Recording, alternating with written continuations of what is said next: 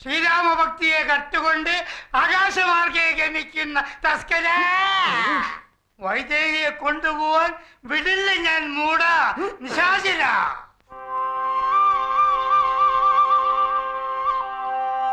ഇതെന്താണ് പുറത്ത് വേറൊരു പുരാണ നാടകം?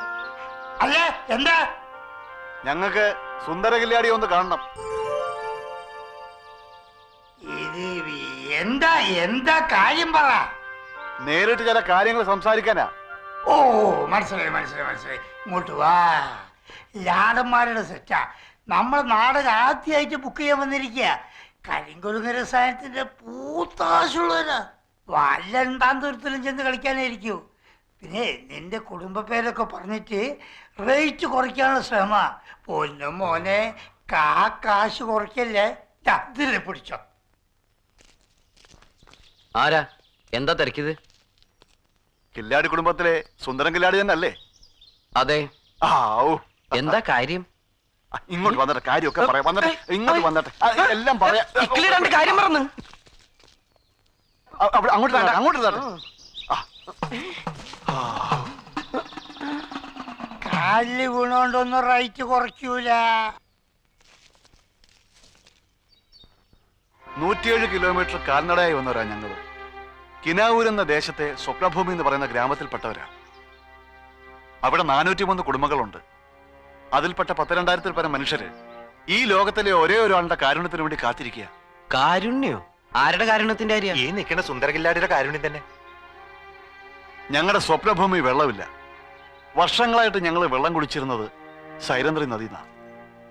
സൈരന്ത്രി ഡാമിന്റെ പണി കഴിഞ്ഞപ്പോ കാവേരിയുടെ കൈവഴിയായ ഞങ്ങളുടെ സൈരന്ത്രി നദിയുടെ ഗതി റിസർവോയിലൂടെ തിരിച്ചുവിട്ടു. അങ്ങനെ ഞങ്ങളുടെ സ്വപ്നഭൂമി മരുഭൂമിയാകുക. സംഭാവന എന്ന് പറഞ്ഞാ ഞങ്ങളും ആകെ ടൈറ്റിലാണേ. ഞങ്ങളുടെ കുഞ്ഞുങ്ങൾക്കിനി നാക്ക് നനയ്ക്കാൻ പോലും വെള്ളമില്ലാത്ത ഒരു അവസ്ഥയാണ് വരാൻ പോണത്.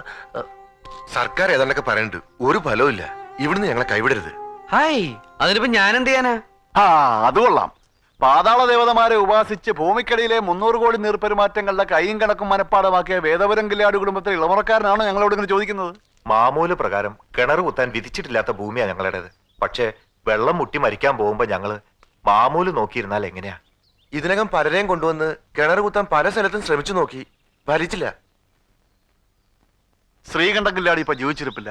അദ്ദേഹത്തിന്റെ ഒരു മകനെ എപ്പോഴും ഉള്ളൂ എന്നൊക്കെ ഞങ്ങൾ അറിഞ്ഞു. എങ്ങനെങ്കിലും ഈ കിണർന്ന് കുത്തി തന്നെങ്കിൽ. അയ്യോ, ഞാനോ? എനിക്ക് കിണറിന്റെ ABCD പോലും കുത്താൻ അറിയില്ല. കിണർ കുത്തുന്ന പാരമ്പര്യമൊക്കെ അച്ഛനപ്പന്മാരോട് തീർന്നു. ഞങ്ങൾ ആരും ഒന്നും പഠിച്ചിട്ടില്ല. കില്ലാടി കുടുംബത്തിലെ ഒരു കുട്ടി മുട്ടുസൂചിയിട്ട് നിലത്തൊരു കുത്തിയാ മതി ജലദേവത ഭരണകുംഭം ഉയർത്താൻ എന്നാ വിശ്വാസം. അതൊക്കെ പഴയ വിശ്വാസങ്ങളല്ലേ. ഇപ്പോഴതൊക്കെ പറഞ്ഞിട്ടെന്താ കാര്യം? കില്ലാടി ഞങ്ങളെ ഉപേക്ഷിക്കരുത്. ഏക അഭയ. ഞാൻ ചെയ്യാം, പക്ഷെ എനിക്കൊന്ന് ആലോചിക്കണം. അതുകൊണ്ട് കുഴപ്പമില്ലല്ലോ. ഞാനിപ്പോ വരാം. ഇപ്പൊ വരാം. ഒന്ന് മാറി. നിക്ക്. പിന്നെ രാമായണാണ് നാടകം. പകല് ജോലിയാ. പറഞ്ഞ തുകം കൂടെ സമ്മതിച്ചോ? അതല്ല വാസുണ്ണ, ഞാനിപ്പൊ അവരുടെ നാട്ടിൽ ചെന്ന് അവർക്ക് വേണ്ടി ഒരു കിണറ് കുത്തിക്കൊടുക്കണോന്ന്. കിണറോ? അപ്പൊ നാടകം കളിക്കണ്ടേ? അല്ലെന്നേ, നാശങ്ങളോട്ട് വിടുന്നില്ല. അവർക്കിപ്പൊ എന്നെ വേദപുരം കില്ലാടിയായിട്ട് അവരുടെ നാട്ടിൽ കൊണ്ട് എന്നെ കൊണ്ടൊരു കിണർ കുത്തിക്കണം. ചിലക്കാണ്ട് പോകാൻ പറയടാ. എവിടെ പോകാൻ? അവന്മാരെന്റെ ചുറ്റും കൂടി വെറുതെ പേടിപ്പിക്കാം, വെറുതെ റൗണ്ട് ചെയ്യാന്ന്. അങ്ങനെയാണ് നീ ഒരു കാര്യം ചെയ്യ്. നിന്റെ അപ്പൂപ്പൻ ശങ്കു അത് വാങ്ങൂ. ആ പാതാള കൈ എടുത്ത് അങ്ങോട്ട് ചെന്നൂട്.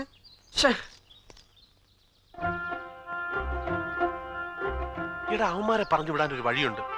നമ്മുടെ നാട്ടിൽ കിണർ കുഴിക്കാൻ ഒരു കോലിന് 250 രൂപ മറ്റാണ്. നീ ലോകത്തെങ്ങും ഇല്ലാത്ത എടുത്താ പൊങ്ങാത്ത ഒരു റേറ്റ് പറ. അവന്മാരെ അപ്പ തന്നെ സ്ഥലം വിട്ടോളൂ. അത് ശരിയാ. അത് ആലോചിക്കാവുന്ന കാര്യമാണല്ലോ. അങ്ങനെയാണെങ്കിൽ ഒഴിയാൻ പറയുന്ന റേറ്റ് അല്ലേ. നമ്മൾ എന്തിനാണ് കുറയ്ക്കുന്നത്? നീ ഒരു കാര്യം ചെയ്യ്. ഇതിൽ പിടിച്ചോ. അപ്പൊ പൊക്കോളും. പൊയ്ക്കോളും. ഞാൻ എന്റെ കൂട്ടുകാരെ കേട്ടൊന്ന് ആലോചിക്കായിരുന്നു. പിന്നെ നിങ്ങൾ ഇത്രയും പറഞ്ഞ സ്ഥിതിക്ക് ഒരു സൽക്കർമ്മ നിലയില് നമുക്ക് ഇരുന്ന് സംസാരിക്കാം. ബാബാ, ഒരു സൽക്കർമ്മ നിലയില് എനിക്ക് ഈ പണി ഏറ്റാ കൊള്ളാന്ന് ഭയങ്കര ആഗ്രഹമുണ്ട്. പക്ഷെ എന്റെ ഇപ്പോഴത്തെ പ്രശ്നം അതല്ലല്ലോ. ഇരിക്കും ഉള്ള സ്ഥലം കൊണ്ട് അഡ്ജസ്റ്റ് ചെയ്യണേ. അപ്പൊ എന്താ പറഞ്ഞതെന്ന് വെച്ചാല്, ഞങ്ങൾ ഇവിടെ ജീവിക്കുന്നത് ഈ സംഗീതവും നാടകവും ഒക്കെ ആയിട്ട് ബന്ധപ്പെട്ട. ഭാഗ്യത്തിന് ഇക്കൊല്ലം റിഹേഴ്സൽ തുടങ്ങിയപ്പോ തന്നെ ഒരു 14 ബുക്കിംഗ് കിട്ടി. 14 നാടകത്തിന്റെ അഡ്വാൻസും വാങ്ങി. എല്ലാം കൂടി നല്ലൊരു തുകയുണ്ട്. ഏകദേശം ഒരു 10-40,000 ഉറപ്പിക്കാം. ഈ അഡ്വാൻസ് എല്ലാം തിരിച്ചു കൊടുത്ത് ഇത്രയും നാടൻ കളഞ്ഞിട്ട് വേണം ഞാൻ ഈ പണിയെ കേൾക്കാൻ. കൂടെ സഹകരിച്ചിരുന്നവരെ പട്ടിണിക്ക് എറിഞ്ഞു കൊടുത്തിട്ട് എനിക്ക് നിങ്ങളുടെ കൂടെ വരാൻ പറ്റുമോ? അയ്യോ, എന്തു വെച്ചാൽ കിണർ കുടിക്കില്ല എന്ന് പറഞ്ഞിട്ടില്ല കേട്ടോ. അതെന്റെ കുലത്തൊഴിലാണ്, എന്റെ ചോറണേ.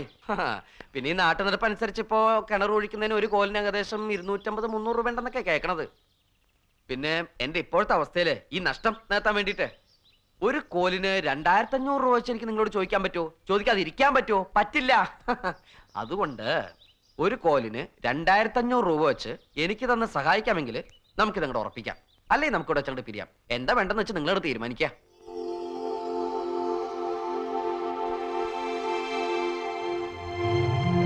ഒരു കോലിന് 2500 രൂപ വെച്ചുള്ള കരാറ് ഞങ്ങൾ സമ്മതിച്ചിരിക്കുന്നു. ഇതാ 10,000 രൂപ അഡ്വാൻസ്.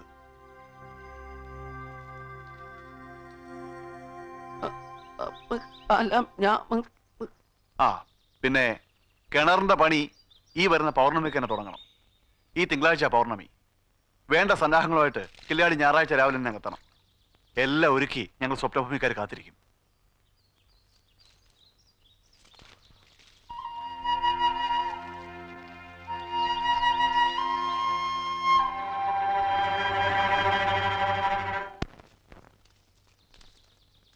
ഒരു കോല് കിണർ കുത്തുന്നതിന് ലോകത്തെങ്ങും ഇല്ലാത്ത 2500 രൂപ റേറ്റ് പറഞ്ഞൊഴിയാൻ നോക്കിയതാ. പക്ഷെ അവരത് ഉറപ്പിച്ചു. എനിക്ക് അഡ്വാൻസ് തന്നു 10,000 രൂപ. എന്നിട്ട് അവര് പോയോ? അത് തിരിച്ചു കൊടുക്ക. തിരിച്ചു കൊടുക്ക എന്തിന്? പിന്നല്ലാതെ ഇവന് കിണർ കുത്തറിയാമോ? അവിടെ പോയിട്ട് എന്തോ നീയാ? ഏടോ കടല് കുത്തുന്ന കാര്യമില്ലല്ലോ, ചെറിയൊരു കിണർ കുത്തുന്ന കാര്യമില്ലേ? അതിന് ആകാശത്തിന് വേണം അഡ്വാൻസ് അവിടെ തിരിച്ചു കൊടുക്ക. വേണ്ടാതെ വയ്യാവേലി ചെന്നൊന്നും ചാടരുത്. ഇത് അവനെ കൊണ്ട് തിരിച്ചു കൊടുപ്പിക്കേ. അരി വാങ്ങാൻ കാശില്ലാതെ വിഷമിച്ചിരിക്കണ അമ്മയും കണ്ടിട്ടാ രാവിലെ ഞാൻ വീട്ടിൽ നിന്ന് ഇറങ്ങിയത്. ഇത് ഞാൻ മടക്കി കൊടുക്കില്ല. ആ അങ്ങനെ പിടിക്കേണ്ട അടുത്ത് പിടി. ഈ മുറുക്കാൻ പിടി. ഞാൻ അമ്മയെ കണ്ടിട്ട് വരട്ടെ. അമ്മേ, ദേ കണ്ടില്ലേ, കുലത്തൊഴിലിന്റെ ഒരു വിളി വന്നു. ഞാനും കുത്താൻ പോകാ ഒരു കിണറ്. എവിടാടാ?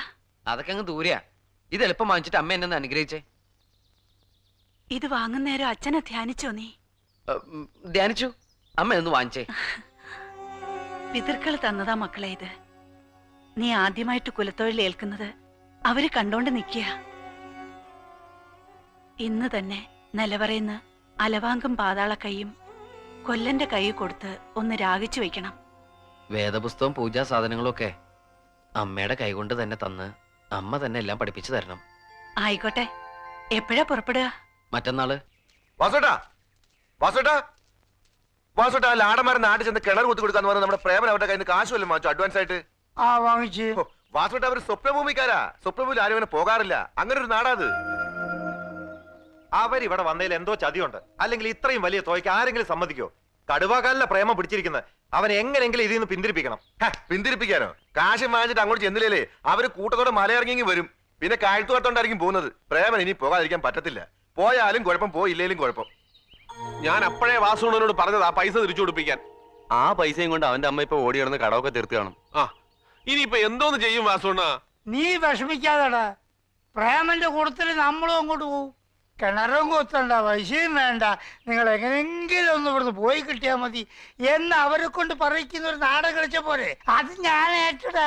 ആരെയും വിമർശിക്കാൻ വേണ്ടി പറയുകയാണെന്ന് വിചാരിക്കണ്ട. കോലിന് 2500 രൂപ എന്ന് പറയുന്ന ഒരു അന്യായ കൂലി തന്നെ.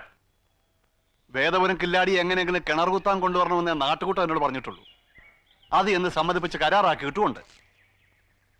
നാട്ടുനടപ്പനുസരിച്ചുള്ള കൂലിക്ക് പുറമെ ദക്ഷിണയായിട്ട് എത്ര രൂപ വേണമെങ്കിലും കൊടുത്തു. ഇവിടെ ആർക്കും ഒരു വിരോധവും ഇല്ല. പക്ഷെ സ്വപ്നഭൂമിക്കാരെ വെറും മരപ്പാവകളാക്കുന്ന ഈ കൂലി വേണ്ടായിരുന്നെന്നേ ഞാൻ പറഞ്ഞുള്ളൂ. കുടിവെള്ള പ്രശ്നം എങ്ങനെയെങ്കിലും എത്രയും വേഗം പരിഹരിക്കുക എന്ന് നാട്ടുകൂട്ടം കൂടി തീരുമാനിച്ചതാണ്. അതിന് കൂലിയുടെ കാര്യം പറഞ്ഞ് ഇനി ആശയക്കുഴപ്പം ഉണ്ടാക്കേണ്ട കാര്യമില്ല. കുടിവെള്ളം കിട്ടിയേ തീരൂ. അത് ജീവന്റെ പ്രശ്നമാണ്. അതിനുവേണ്ടി എന്തൊക്കെ ത്യജിക്കണോ അതൊക്കെ അങ്ങോട്ട് ത്യജിക്കുക, അത്രേ ഉള്ളൂ. ഏൽപ്പിച്ച ജോലി ഭംഗിയായി ചെയ്തു വന്നതിന് ഭുവനപ്പനെയും കൂട്ടരെയും നമ്മൾ അഭിനന്ദിക്കുകയാണ് വേണ്ടത്. ധിക്കാരം പറയുന്നു എന്ന് തോന്നരുത്. ഇപ്പോഴും എനിക്ക് അങ്ങോട്ട് ധൈര്യം കിട്ടിയിട്ടില്ല. കരാറാക്കിയപ്പോ തന്നെ തർക്കങ്ങളും തുടങ്ങിയില്ലേ? അച്ഛന്റെ മരണം ഉൾപ്പെടെ പഴയ ഭവിഷ്യത്തുകളെല്ലാം 8ാം വയസ്സിൽ കണ്ടു എന്നവനാ ഞാൻ. മല്ലിയണ്ണൻ ഭയപ്പെടുന്നത് പോലെ ഒന്നും സംഭവിക്കില്ല. പഴങ്കഥകളൊക്കെ തൽക്കാലം നമുക്ക് മറക്കാം. എന്നിട്ട് ചതുർദശി നാളിൽ വരാൻ പോകുന്ന സുന്ദര കില്ലാടിയെ നമുക്ക് ആഘോഷപൂർവ്വം സ്വീകരിച്ച് ആ വരവ് ഒരു മഹോത്സവമാക്കി മാറ്റാം.